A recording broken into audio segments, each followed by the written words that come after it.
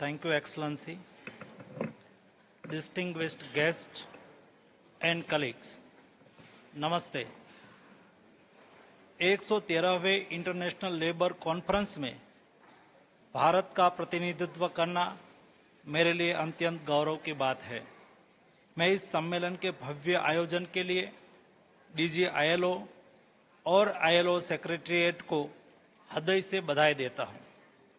यह सत्र future of work से जुड़े कई महत्वपूर्ण और रिलेवेंट इश्यूज पर विचार विमर्श का अवसर प्रदान करता है, जैसे कि बायोलॉजिकल हैजार्ड्स के लेबर्स की सुरक्षा, प्लेटफॉर्म इकोनॉमी में डिसेंट वर्क को बढ़ावा देना और इनफॉर्मल इकोनॉमी को फॉर्मलाइज करने हेतु इनोवेटिव स्ट्रेटेजीज अपनाना। भारत आईएलओ के mandate decent work conditions, social justice और इंक्लूसिव ग्रोथ को सुनिश्चित करने के लिए पूर्णतः प्रतिबद्ध है। मुझे हर्ष है ये बताते हुए कि भारत की अनएम्प्लॉयमेंट रेट जो 2017 में 6% थी, वह 2024 में घटकर 3.2% हो गई है। हमने फॉर्मलाइजेशन ऑफ एम्प्लॉयमेंट में विशेष रूप से प्रगति करी है, जिसके फलस्वरूप पिछले 7 वर्षों में फॉर्मल सेक्टर में 7.5 करोड़ से अधिक नौकरियां सृजित हुई है। हमारा एम्प्लॉयमेंट लिंक्ड इंसेंटिव स्कीम लगभग 12.8 बिलियन US$ के आवंटन के साथ फॉर्मल एम्प्लॉयमेंट को और बढ़ावा देगा। भारत ने एक मजबूत डिजिटल पब्लिक इंफ्रास्ट्रक्चर तैयार करा है, जिसमें नेशनल करियर सर्विस जैसे प्लेटफॉर्म भी शामिल है, जो हमारे युवाओं और वर्किंग पॉपुलेशन के लिए एक वन स्टॉप सॉल्यूशन के रूप में कार्य कर रहे हैं। अब हम एनसीएस का उपयोग ग्लोबल जॉब डिमांड को एकत्र करने और इंटरनेशनल लेबर मोबिलिटी को आसान बनाने में कर रहे हैं। हम एक vibrant education to employment ecosystem तैयार कर रहे हैं, जिसमें यूनिवर्सिटी, इंडस्ट्रीज पार्टनर्स और स्किल सेंटर्स को एक साझा मंच पर लाया जा रहा है, ताकि युवाओं को रियल मार्केट डिमांड्स के हिसाब से अवसर मिल सके।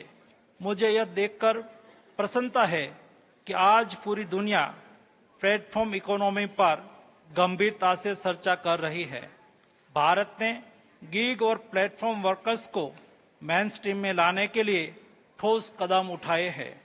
चूंकि भारत का गिग वर्कफोर्स वर्ष 2030 तक 23.5 मिलियन तक पहुंचने की संभावना रखता है, इस क्षेत्र की विशेषता इसकी फ्लेक्सिबिलिटी को बनाए रखना बहुत जरूरी है।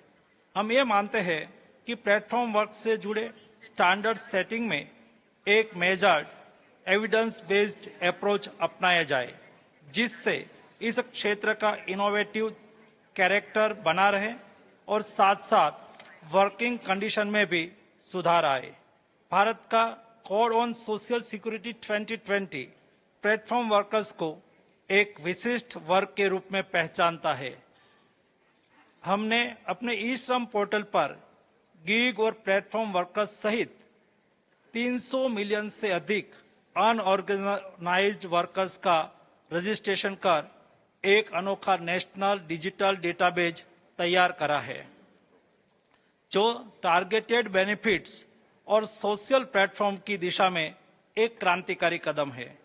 हमारे इन प्रयासों का नतीजा प्रत्यक्ष है कि आईएलओ की वर्ल्ड सोशल प्रोटेक्शन रिपोर्ट के अनुसार भारत की सोशल प्रोटेक्शन कवरेज 2019 में जहां 24.4% थी, वह बढ़कर 2025 में 64.3% हो गई है।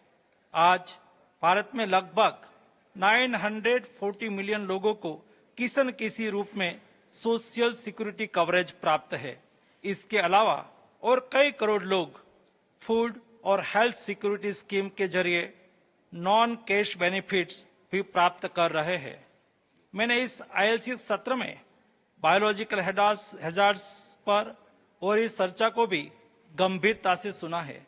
हम लेबर सेफ्टी के महत्व को पूरी तरह स्वीकार करते हैं, लेकिन साथ ही जरूरत पर भी बल देना चाहेंगे कि प्रपोज्ड इंस्ट्रूमेंट की डिफिनेशन इतनी ब्रॉड ना हो कि वे वर्कप्लेस सेटिंग के दायरे बाहर भी लागू होने लग जाए। कन्वेंशन का यूनिवर्सल कवरेज अप्रोच विशेष रूप से इनफॉर्मल सेक्टर और एमएसएमई के लिए चुनौतीपूर्ण हो सकता है।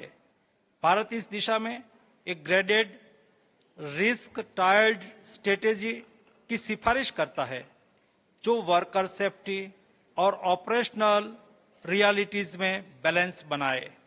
हमारा आग्रह है कि ग्लोबल स्टैंडर्ड्स तय करते समय विभिन्न देशों की विविधताओं का संदर्भ लिया जाए और उन्हें समायोजित करा जाए। प्रधानमंत्री श्री मोदी जी के नेतृत्व में भारत ने सतत आर्थिक विकास और रोजगार सृजन के लिए एक नई नींव रखी है। आइए हम सब मिलकर ऐसे फ्यूचर वर्क का निर्माण करें जो इनोवेशन और इंक्लूजन का संगम हो और जहां कोई भी श्रमिक पीछे ना छूटे। Thank you very much. Agradecemos, señor ministro.